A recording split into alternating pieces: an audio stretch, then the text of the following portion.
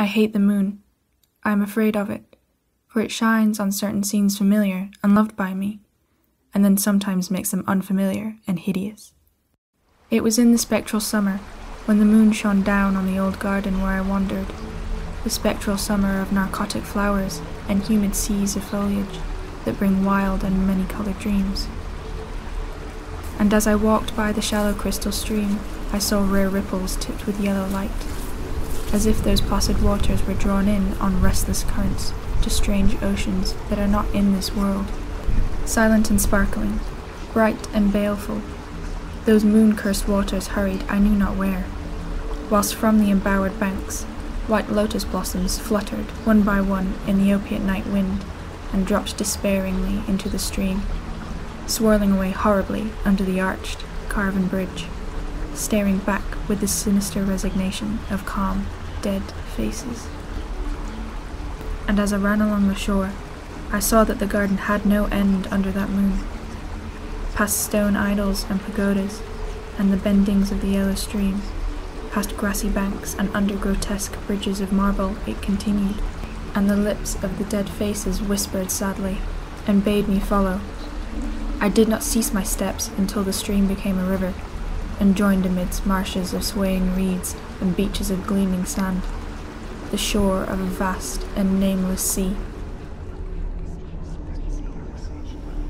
Upon that sea the hateful moon shone, and over its unvocal waves strange perfumes brooded.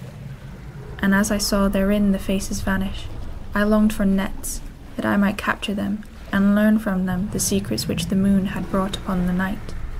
But when the moon went over to the west, and the still tide ebbed from the sullen shore, I saw the light of old spires, that the waves almost uncovered, and white columns with garlands of green seaweed.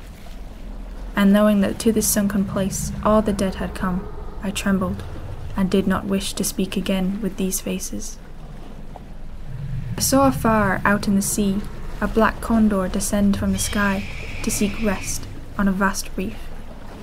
I would have questioned him, and asked him of those dead faces, whom I had known when they were alive. So I watched the tide go out under that sinking moon, and saw the gleaming of the spires, the towers, and the roofs of that dead, dripping city.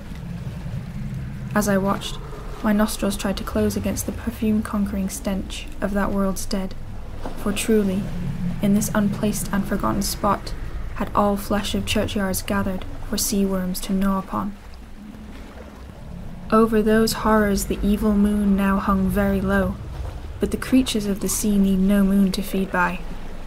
As I watched the ripples that told me of the writhing of the worms beneath, I felt a new chill from afar out whither the condor had flown, as if my flesh had caught sight of the horror before my eyes had seen it. My flesh had not trembled without cause. When I raised my eyes, I saw that the waters had ebbed very low, showing much of the vast reef whose rim I had seen before. I saw that this reef was but the black basalt crown of a shocking sacred icon, whose monstrous forehead now shone in the dim moonlight, and whose vile hooves pawed the hellish ooze miles below. I shrieked and shrieked as a hidden face rose above the waters, and the hidden eyes looked at me after the command of that leering and treacherous yellow moon. To escape this relentless moon, I plunged gladly and unhesitantly into the sinking shallows, where amongst weedy walls and sunken streets, sea worms feast upon the world's dead.